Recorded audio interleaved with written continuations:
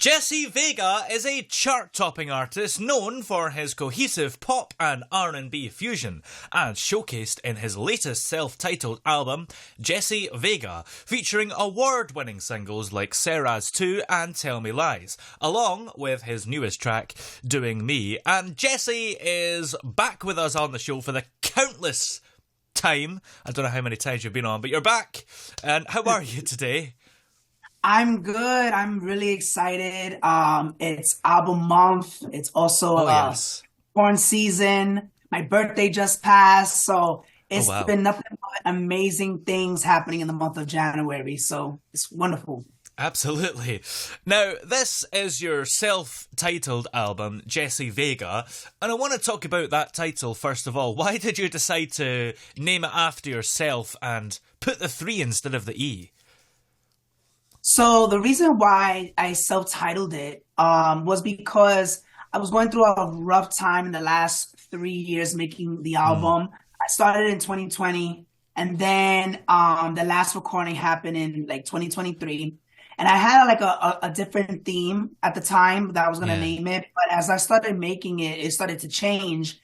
And, you know, my brand name is Jesse Vega with a 3, which is actor, dancer, recording artist, 3 sides of me. But with the album, it just so ironically happened that it was the 3rd one. And I recorded the album within 3 years. Yeah. Wow. And on top of that, the album has like 3 different facets within the storyline. You know, starts off with being in love, then a heartbreak, and then you realize that you don't need anybody. You need to put yourself first. So it's like 3 different changes in your life. So that's one of the reasons why I named it Jesse Vega with the 3. Yeah, and there's certainly more than 3 songs on the album. There's actually 12, which is dividable by 3. So is that a coincidence, like you were saying about the 3 different parts? Is there 4 songs for each? Well, actually, there's in the original album itself, there's actually 9 total songs, and then there are 3 bonus tracks like "Come Back," and "Tell Me Lies," the remix, and "For You," the remix.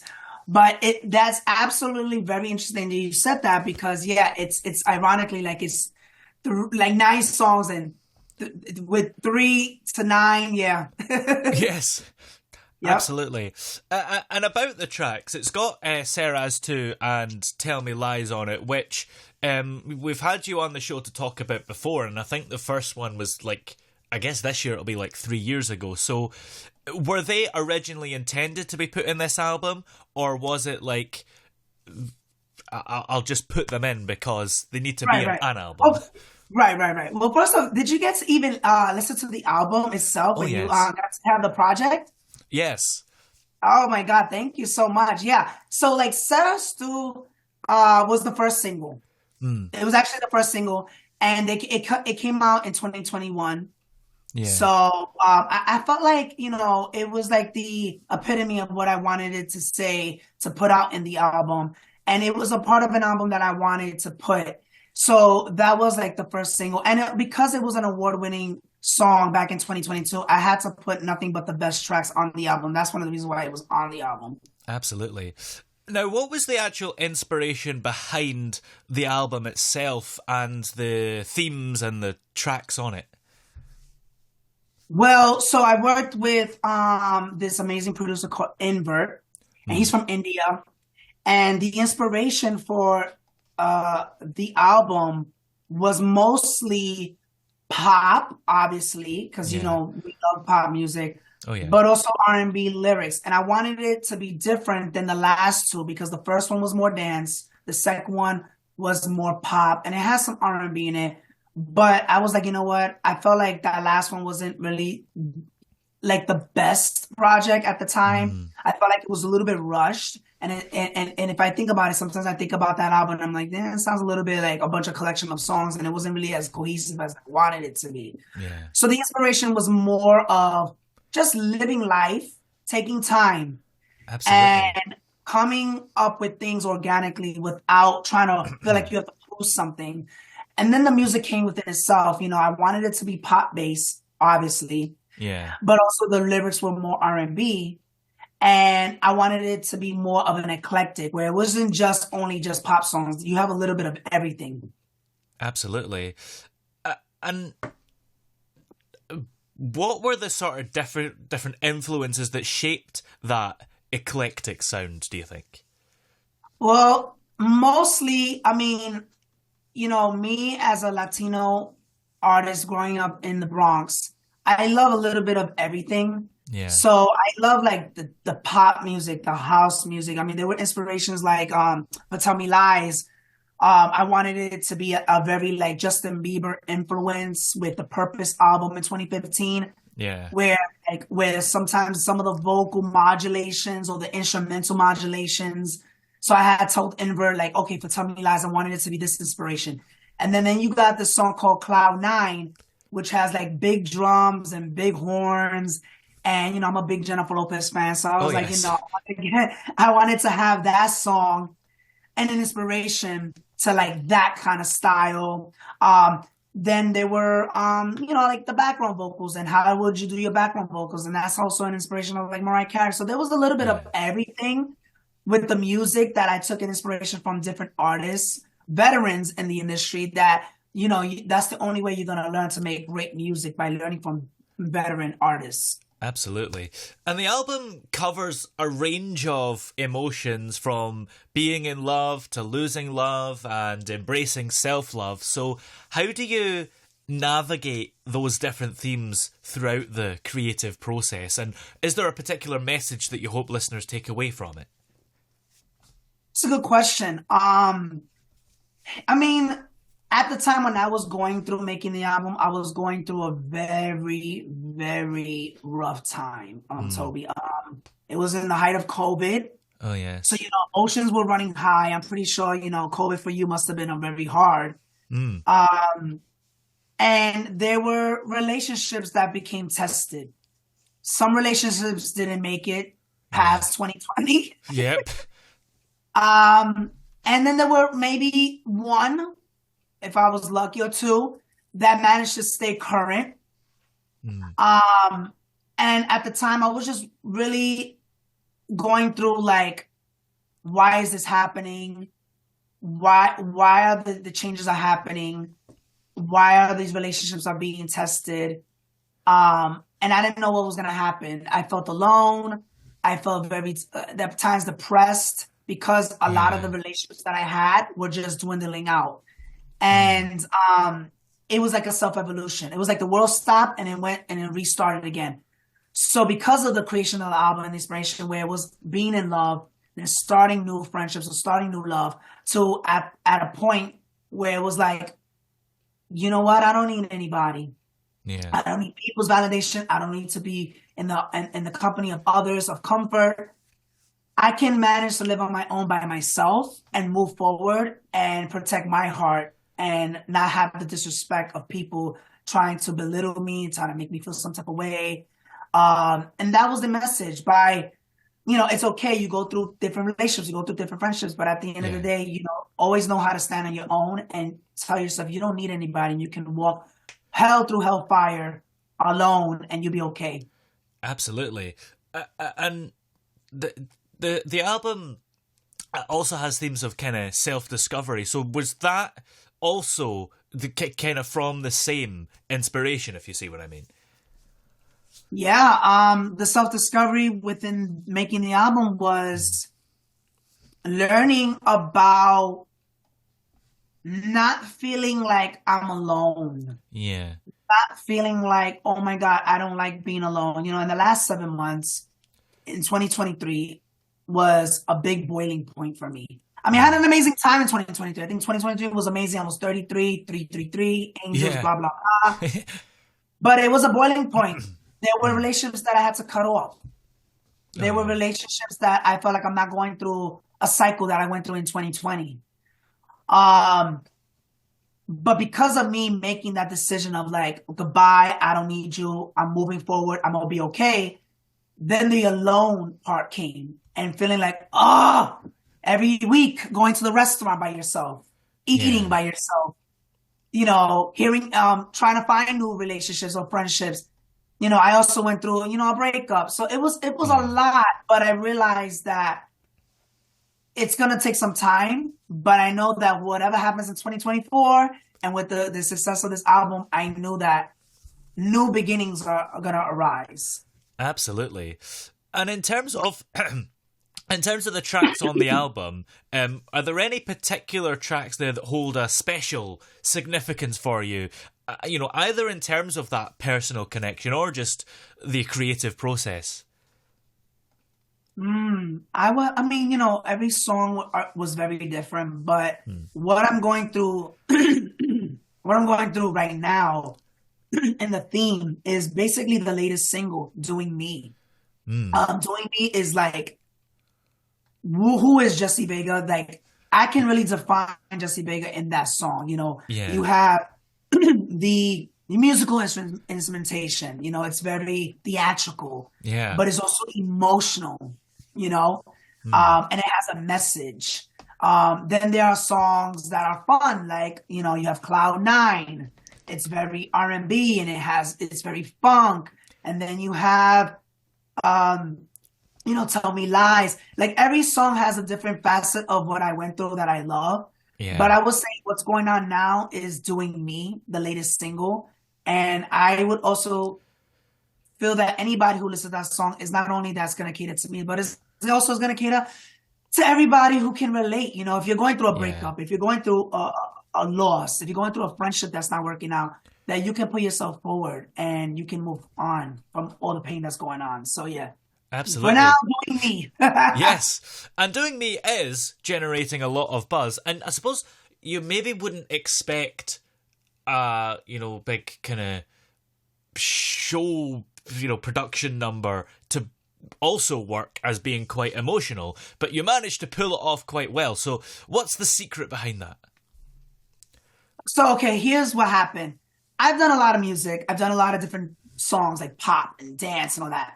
And a lot of my friends and people who know me, they always say, I really love the theatrics in you. I love the Broadway in you because you have a big personality. And because, you are an actor that started off as an actor that went into music later on in life, that it will be amazing to see you doing those sounds and musicalities. But it was very hard to do that because I didn't know the right producer who can give me the right instrumentations. Like, I need these strings, I need this guitar, I need this violin. When you're working with producers, they're sitting at home and they don't really have every instrument in their home, that you have to make it from scratch. So because of that, I had to like find a producer that was gonna literally find the music within itself and make a song that was just musically inclined. And I wanted it to do like something that was Broadway-esque because that's what people know me as. Yeah. And that's what people know, who am I as Jesse Vega. And that's why I did the "Doing Me" song with the Broadway and the musicality and the instrumentation of the strings and the harps and all that great stuff. So yeah. Yeah, definitely. And you mentioned that, that song alone is kind of theatrical, but there's so many different styles in the album. So how do you balance staying true to your own kind of signature style while also experimenting with some of those new sounds and styles? Oh, yes. Oh, my God. Wait, my alarm like literally going off. Oh, no. Hold on. Okay, there we go. I'm sorry, say that question again. Oh, yeah. How do you kind of stay true to your original style or your signature style, I suppose, while also experimenting with some new styles? Okay, so what I did was I wanted to, that's a good question because I wanted it to change the type of musicality in my music. I wanted it to be, if you listen to the album, Toby, you will see like it's very cohesive in sound. I was very strategic in track listing. I wanted it to be the same producer and who was going to executive produce it, which was Invert. So I wanted it to be all the songs and the styles to be the same with a little bit of difference in terms of genre, so that when you listen to track 1 or track 4 and you go into track 5, 6, and 7, it doesn't sound like a mix of different sounds where you're like, oh my God, this is too much. It doesn't match. It doesn't sound right. It's like you're going from up, down, wait, what's going on? But that doesn't mean that I didn't allow other producers to work with me. There were producers like Vokito, who gave me the new disco house, which was set us through, and I was very strategic on where I put that. And then I also had Shawty Beats, and who did Jealousy. So I handpicked certain songs that would work for this album, where I didn't make that same mistake that I did in the last one, where I was just like, oh, I like this song because of this. Oh, this is a great beat. And then not listening to the album itself and understanding like, okay, these songs are not cohesive, they're not working. I wanted it to be an album. I feel like this is my best work yet to date. Absolutely. I guess you'd hope that, like, that as you go on, it gets better. It's very important when you need it to be cohesive and everything to sound right, because if it's a bunch of songs that doesn't match, it's like it starts to sound like a mixtape. Yes. And you don't want that. No.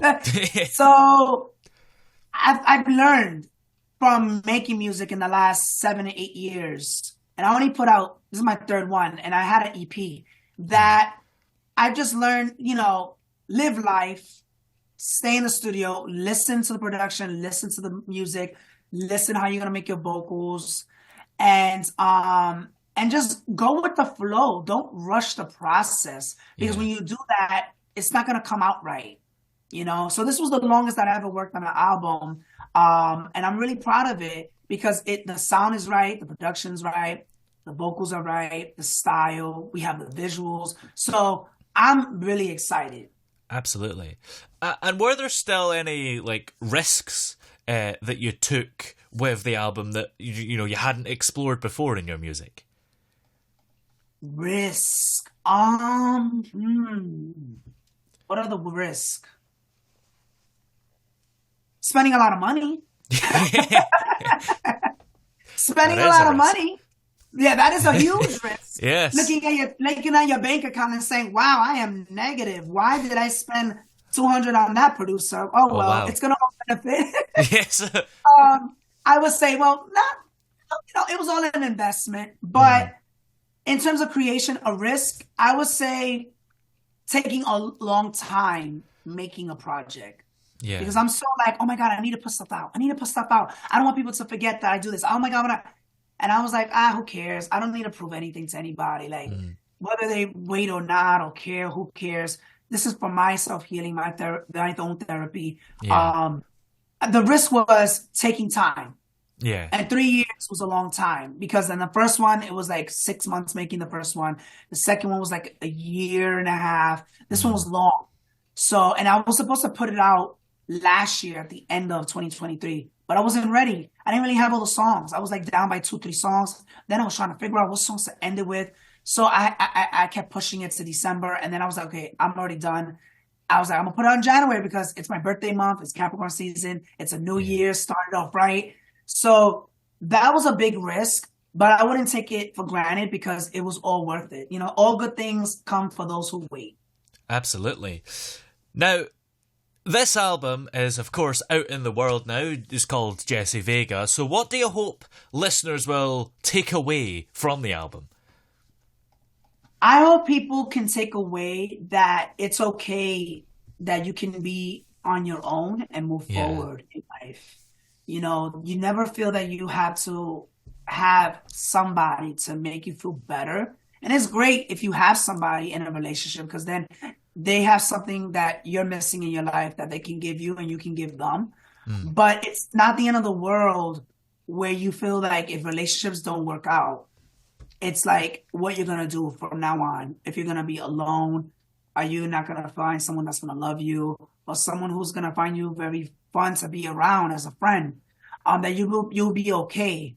And also, I want them to take away that there will be 1, 2, or maybe 3 songs that can resonate with you. Like I said, whether you like my music or not, there will always be some song that can really, I like that one. That song will relate to my life, because like I said, no one listens to albums nowadays. So when they do listen to my album, I want them to take away at least listening to the lyrics, listening to the vibe on what caters to you moving into 2024. Absolutely.